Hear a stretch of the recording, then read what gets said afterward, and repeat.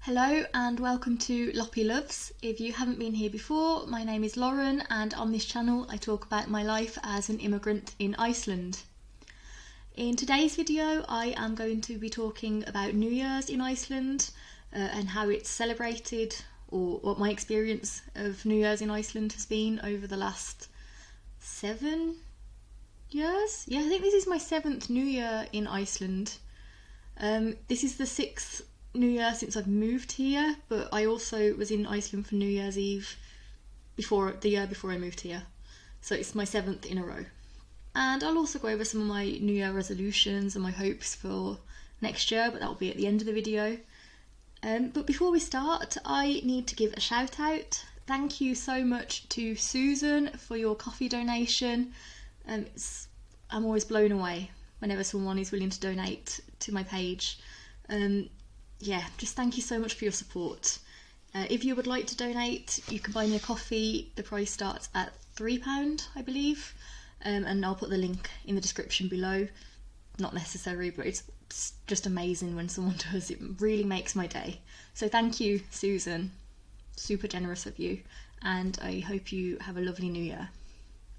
So let's get straight into the video. Today is New Year's Eve. I was hoping to film this video sometime in the week between Christmas and New Year's, but I just never had the time. I'm very short on time at the moment, so this is a very last minute video. But yeah, so New Year in Iceland, in my experience, I have found it to be more of a family affair. In the UK, it's normally spent with friends. If you're old enough to not have to spend it with your family, and if you're young enough to not be home with your kids. Well, that's the wrong wording. If you don't have young children, you often go out with your friends. My friends and I would often go to a New Year's party at a pub, and the big celebrations at midnight. I don't think you stay much longer then. I think you stay till about 1 in the morning, from what I remember. Yeah, it's quite different in Iceland though. Here, like I said, it's more of like a family affair. You stay home with your family, and after midnight you might go to some parties with your friends or go to visit other family members. That's my experience of it anyway. So often you'll start the evening, you might have something nice for dinner. Not necessarily, but I think a lot of people do. Not the same as a Christmas dinner, but something a bit more fancy than a regular dinner. And then everyone will sit down and watch Áramótaskaupið together, which is a sketch show. And this sketch show is sketches from events that happened throughout the year, and kind of just makes fun of things. People also make fun of politicians, and it's a good fun show. And actually in the last few years it has been available with English subtitles, as I think they're just trying to get more inclusive to involve more people. But I remember that from last year that the English subtitles aren't a direct translation. So there are a lot of songs in this show, and they will slightly change the translation to make the song rhyme in English still, but it's not necessarily a direct translation of what's on the screen, but it's just, it fits the theme still. And Áramótaskaupið also always ends in a song, and usually it is a popular song from that year, I believe. I might be wrong on that, but I think it is usually a song that was popular in the year. Although a couple of years ago there was a song about, I think it was about the environment. I can't remember. It was like 2 famous Icelandic rappers that did the song, and I think that might have been an original song. And the people that I was with were quite confused by that song because they didn't recognise it, and it was quite serious rather than funny. So after Áramótaskaupið, I can't remember what time that ends, but I think it's earlier on in the evening because I'm sure kids are still up to watch it, but I could be wrong. I should have researched that before, but I didn't. But you'll spend time with the family, and then at midnight you'll go out to light fireworks, and I have some here with me that my boyfriend bought the other day. So the fireworks are sold by the rescue teams. So I think it's their biggest fundraiser for the year. So we have a few different things. These Bengalis, I think these are like handheld. They're not sparklers. They glow at the end. I can't remember. I don't think I usually like holding them. I get really nervous around fireworks and explosives and things. Here we have a little cake, I guess, with a few fireworks that come out. Yeah, so we only got small ones this year.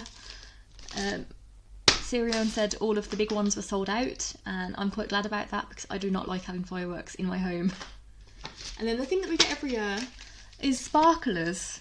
Now, this is unusual to me because in the UK on New Year's we have fireworks. We do not have sparklers. They are saved for bonfire night, which is in November. And we normally get some extra sparklers to use on bonfire night, and this year we forgot to use them on bonfire night. I didn't realise until the next day. But yeah, these are the only things that I am kind of okay with. I like sparklers. I do not like the other fireworks. In my opinion, I prefer fireworks being like a public display rather than individuals having them, because I'm quite nervous about things going wrong. And personally, I have never bought fireworks, and no one in my household has ever bought fireworks in my life, because when everyone else has them, you can just watch everyone else's anyway.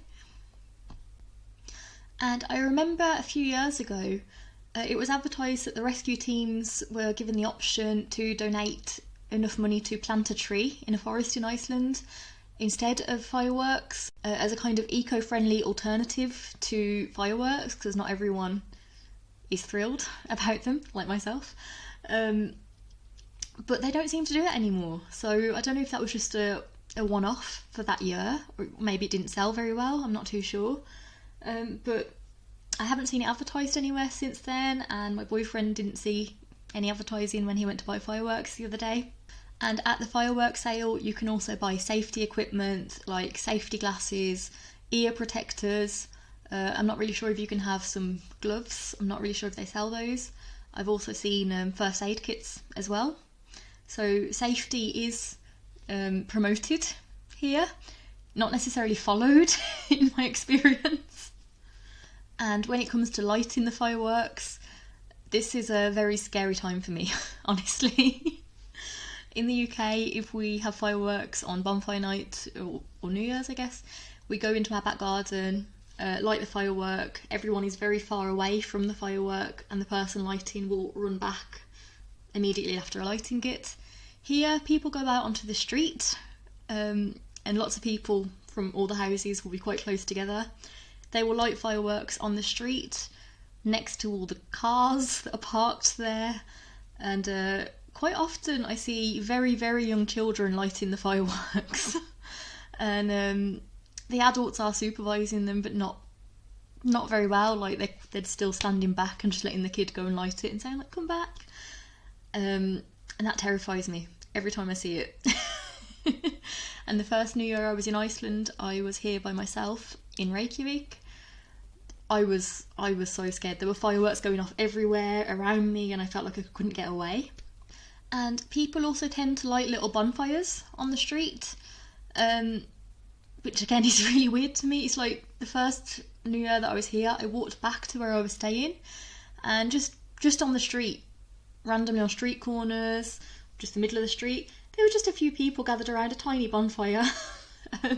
Bonfires are not part of New Year's in the UK at all. They're just really on bonfire night, I guess. And I don't really understand if there's any meaning behind it, or yeah, I don't really get the bonfires, honestly, but it is nice to see. And after the fireworks have been lit, and people either go to the bonfires, or a lot of people will go to visit family and friends, and people will, if they're going to a party, will start partying after midnight, in my experience, until maybe like 4, 5, 6 in the morning, which is quite normal in Iceland anyway. But yeah, so in the UK, I think our New Year's parties kind of like conclude around about 1 in the morning, 1:30. They're just starting in Iceland at that point. And then the next day we have the aftermath. I think it is the day of the year with the highest pollution levels in Iceland, I've read.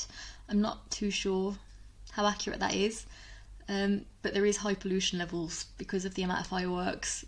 And Also, there is unfortunately a lot of litter on the streets for a few weeks after New Year's Day because people light the fireworks and then these boxes just get left on the street.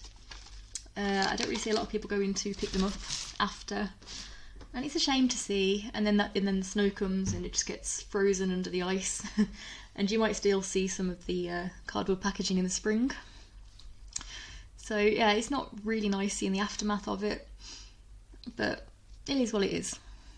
So that's my experience of New Year's in Iceland, and now I'm going to go on to some of my resolutions for the next year and how I found 2022, what I hope for 2023.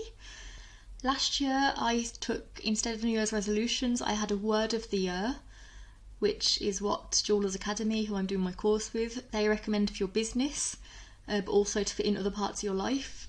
My word of the year for 2022 was consistency, which I wasn't very good at sticking to because I'm a busy person and I find it hard to find the time to remain consistent.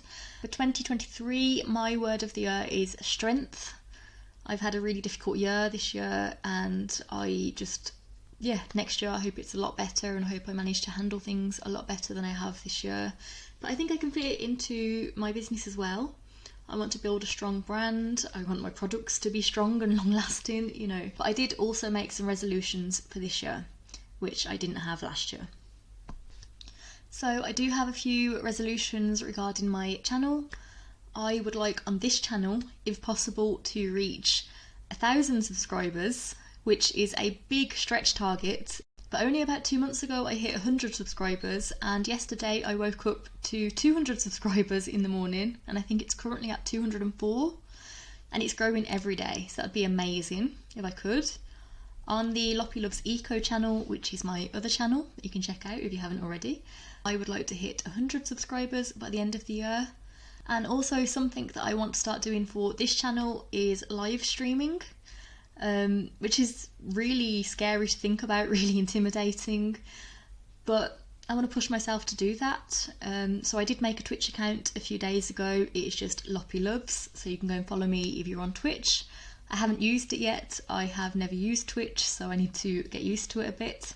But I'm thinking maybe I could live stream some of the storms that we have, like out the window, or maybe some of my Icelandic revision. There's a Icelandic online that I'm planning to go over again, which has some like videos and stuff to watch, and you could maybe, I don't know if I can share my screen to show you how I'm revising and like commentate over it. Or maybe when I'm working on some of my jewellery, my business, I don't know, let me know what you'd like to see if I started live streaming this year. And then my other New Year's resolutions, my biggest one is to quit my job this year, which might not sound like a positive, but it's something I have been wanting to do for quite a while now. I am not particularly happy in my company, and after this year I felt like the company didn't support me in a time that I really needed the support from them. I felt like they did the complete opposite and tried to make my job even more stressful when I was already going through a difficult time. And so I just feel it's no longer the right company for me to be working at. So I am planning to quit this year, like a lot of my colleagues are as well. And I don't want to be there without my friends and without good people around me that I feel like can support me when the company can't. So I will be doing that this year, hopefully before the summer, but we will see. Even if it's before next Christmas, that's fine, but this year I'm quitting my job. And I'm a bit nervous about it, not because of like finding another job. The main thing that I'm nervous about is how much notice I have to give. In Iceland, if you've worked for a company for more than 12 months, you give 3 months notice at your job. You can negotiate lower notice period, but my company don't generally do that, from what I've heard. Yeah, so in the UK we only give 3 months notice if you're in a management position, but here, just for a standard position that you don't need a qualification for, 3 months notice, which is why I have been scared to do that. I want to successfully complete the course that I am doing. I am doing my diploma in silver jewellery with Jewellers Academy. I am already a qualified jeweller, but this was a course to refresh and learn some new skills and a bit of jewellery business skills. Yeah, so I want to successfully complete that because it is a distance learning course and I really struggle with distance learning. And this month I will be actually signing up for year 2 as well, which starts in September. This year I really want to go on holiday abroad, not to the UK. I have only ever been abroad once since I moved to Iceland 5.5 years ago, to a country that wasn't the UK, and that was when I went to Russia in 2018, and I feel like I went to Russia at a good time because it's probably going to be a very long time before that's a holiday destination again. Yeah, so this year I really want to go abroad somewhere else, somewhere new. My boyfriend and I were thinking about going to Italy. I don't really mind where I go, just somewhere else. And going on from that, I actually want to spend more time in the UK. This year, after losing my nan, and that was my biggest fear, was that I would lose someone, especially my nan, before I was in a financial position to be able to spend a lot of time in the UK. Well, I say a lot, I mean like I would like to go for a few weeks rather than a few days. And that happened this year, and now it's made me reassess things, and I really want to be able to go for a longer amount of time or make a few more trips than I normally do. So those were my New Year's resolutions for this year, and next year I'll be able to actually take this clip and just tick off the ones that I have done, which will be quite nice. I'll do a video about that in a year's time, hopefully. So yeah, to summarise, 2022 has been a really difficult year for me. I think it's actually been the hardest year of my life because of a lot of stuff has gone on, and a very stressful year for me, very upsetting time. But the end of this year has been really good and things are starting to pick up and look really promising. I think from like October, November time, things started to go quite well for me. And in that time, I have reconnected with some estranged family. I have connected with family that I never knew I had, which is really nice. I never got the chance to meet either of my grandfathers, and a few weeks ago I spent 3 hours on the phone with my dad's side grandfather. I spent 3 hours on the phone with his oldest brother, who I've never met, and that was really nice. I hope I get to meet some of them this year. I had some really successful sales in my business this month. I did a few Christmas markets and had a very successful month, and a lot more people have found out about my brand, and that's very exciting. I have a jewellery brand and I sell sustainable jewellery from recycled material, ethical gemstones and upcycled materials. The link to that is in the description below if you'd like to know more. It's called Endurleifga Jewellery, which means revive jewellery. And earlier this week I actually won a years-long gold membership on Ko-fi, which is the page that you can donate to me if you want to. The membership hasn't been updated yet, but I am so excited that I won. I couldn't believe it. If you want to donate, it starts from £3 for a coffee, and you can do it just as a one-off, or you can do a monthly subscription if you want. I don't have any exclusive content yet for subscribers, but I am planning to do that very soon. I'm thinking about doing some of the bloopers from these videos because I have to pause it and restart a lot because of the mistakes I make. Yeah, let me know what you'd like to see as exclusive content actually. So that's it for today's video. Thank you so much for supporting me this year, for watching. Please like and subscribe if you haven't already, and share these videos with your friends, and I will see you in the next video. Happy New Year. Bye.